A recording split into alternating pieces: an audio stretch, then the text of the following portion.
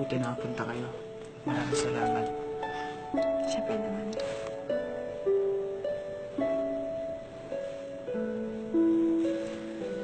Mabuti naman narito kayo. Hindi naman kami kasing tigas ni Omoni. Siyempre kapatid pa rin namin si Michael. Dapat lang supportahan namin siya kung ano gusto niyang gawin sa buhay. That's true. Mabuti din po at nakarating kayo. Katulad niyo, lahat ng ginagawa ni Michael, sinusuportahan ko rin. Lagi lang ako narito sa likod niya. Si Apo G. Mr. President.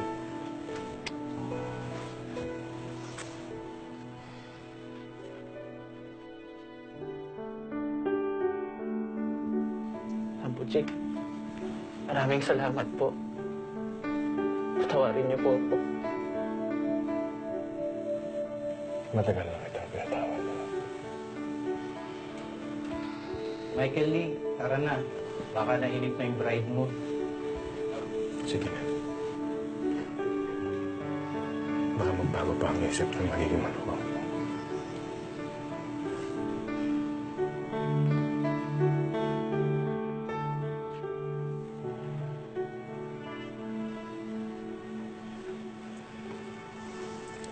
Nasaan ang umanin ninyo? Nagmatigas pa rin siya, Apo G. Nagpaiwan siya sa bahay. Ikaw, Michael Lee, tinatanggap mo ba ng buong puso maging kabiyak ang babaeng ito, makasama sa hirap at ginhawa? Opo. Ikaw naman, Eunice Bustillo, tinatanggap mo ba ng buong puso maging kabiyak ang lalaking ito, makasama sa hirap at ginhawa?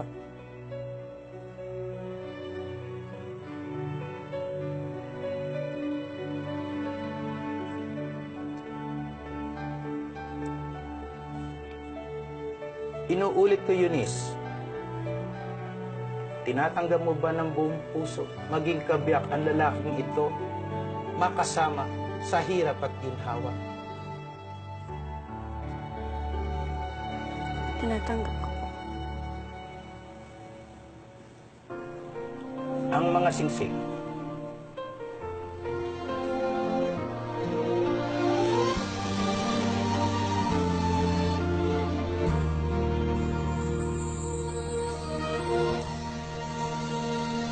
너의 눈빛 나의 마음속에 번져있는데도 시간은 너를 자꾸 지우려 해.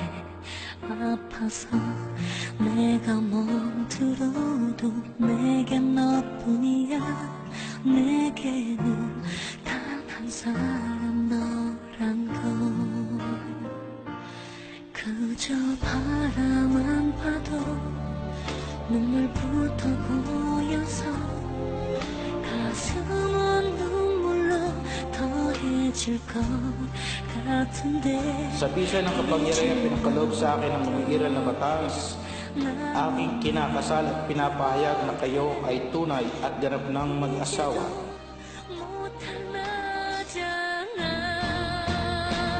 난 내 사랑인데 아픈 내 추억인데 힘들어해도 아파해도 너는 항상 그 자리에 가슴에 널 품어도 너를 모른 척 버려도 우는 가슴에 모아둘 수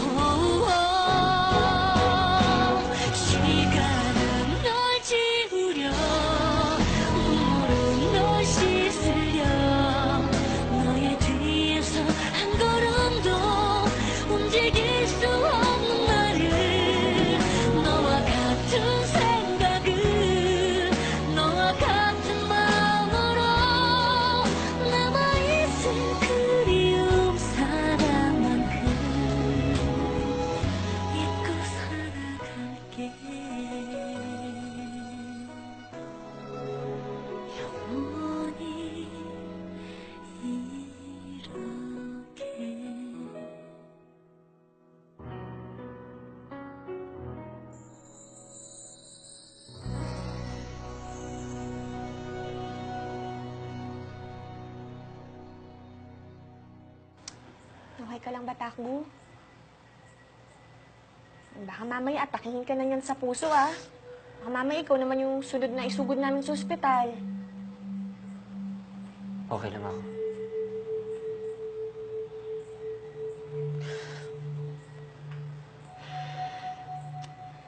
Siguro sa mga oras na to, kasal na sila.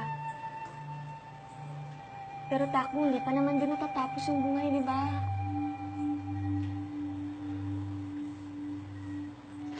Magiging mahusay ka pa na panadero. Saka sabi mo, hanapin mo pa yung nanay mo. Magkikita pa kayo. Siguro, tama ka, Sunshine. Iyon na lang ang makakapagpasaya sa akin ulit. Magkita kami ni nanay.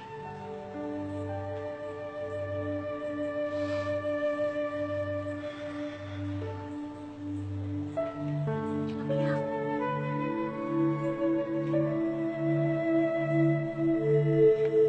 Bakit tayo nandito? Eh kasi napanood ko sa TV. Sikat tong bakery na to eh. Gusto kong bumili ng tinapay. Bakit nagugutom ka ba? Hindi, kasi paborito ni Takbo yung pandesal.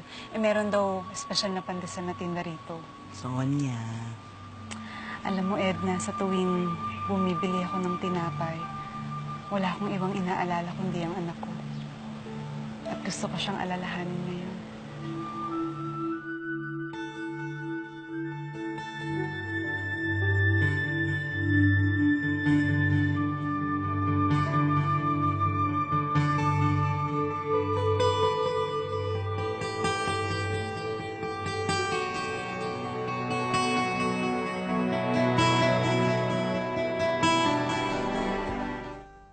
Takbo!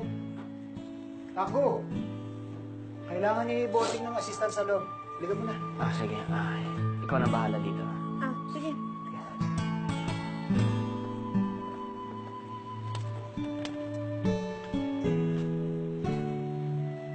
Ay, magandang araw ho. Bibili po kayo ng... Oh, Iha. Parang pamilyar po kayo sa akin. Mahilig kasi mamakiyaw ng tinapay itong kaibigan ko. Eh, baka nakabili na siya rito kaya pamilyar sa'yo. Siguro nga po. Baka sa ibang lugar mo ako nakita, Iha, kasi alam mo, first time ko dito. Ganun po ba? Sige po, pili na po kayo ng mga tinapay. Wait lang. Dito na lang ho, oh. Iha, wala pa yung nakita ko sa TV? Yung espesyal na pandesal? Naku, yung Lucky Pandesal po. Oo. Ay, matagal na po kasi kami hindi nagbe-bake nun eh. Naisipan lang ho ng lolo ko na mag-bake nun nung birthday niya. Sayang naman. Sige, eto. Marami pa po diyang masarap. Yan, masarap po yan. Ito, Edna, marami din dito.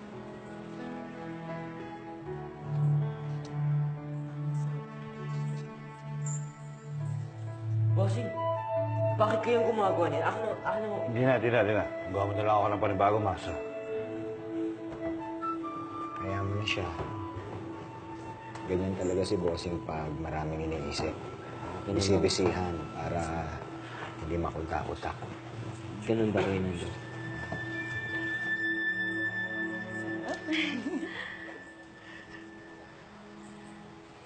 Iha, ito. Ang dami naman po nito. Oo, kasi paborito yan ng anak ko. Napakaswerte niya naman pong anak. Ako ang maswerte sa kanya. Pero sana nasabi ko sa kanya yun noon. Sonia, halika na. Mahuhuli na tayo sa doktor. Sige, Teka babayan lang ko ho, lang. babalutin ko lang ho to. Pag bumalik dito si Mang Rodeo, sabihin niyo agad sa akin. Kakausapin ko siya. Hindi na siguro babalik yun, bossing. Sak, magugulpi siya rito. Oo naman. Sa akin pa lang, siguradong bugbog sarado na yun. Eh, paano kung bumalik at manggulo na naman, bossing? Isa lang gagawin ko sa kanya. Sigurado akong hindi niya magugustuhan.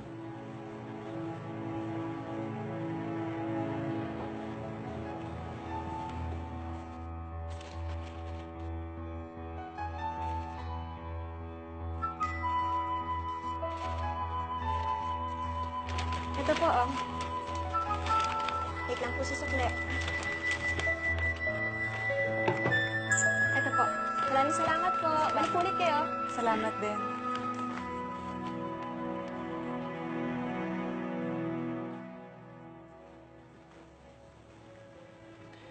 Kamusta pakiramdam na parte ka na ng pamilya namin? Magpahinga na tayo. Ayoko muna pag-usapan yun. Kanina, yung nagtanong yung judge sa kasal. Hindi ka agad nakasagot. Dahil ba gusto mo umurong at balikan pa si Takko? Honeymoon natin ngayon. And yet si Takko ang gusto mong pag-usapan. Huwag ka mag-alala. Hindi ako magagalit. Alam ko naman, kaya ka lang nagpakasal sa akin. Eh dahil sa kasunduan natin. Dahil pareho tayo may gustong gantian. Totoo. Nagdalawang isip ako kanina. Pero hindi lang si Takko ang rason. Dahil siguro, nakaramdam pa rin ako ng pag-aalinlangan. Kung tama bang ginagawa ko. Masyado ka honest, Eunice. Pero dahil nandito na tayong dalawa, hindi na tayo pwede mag-back out. Simulan na natin yung plano natin. Ngayon na. Anong ibig mo sabihin? Ito na ang simula ng pagigigante mo sa lahat ng umapi sa'yo.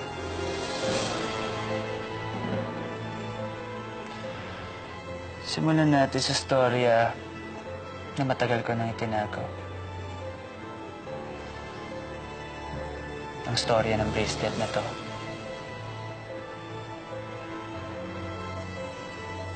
Makinig ka mabuti. Dahil interesting to.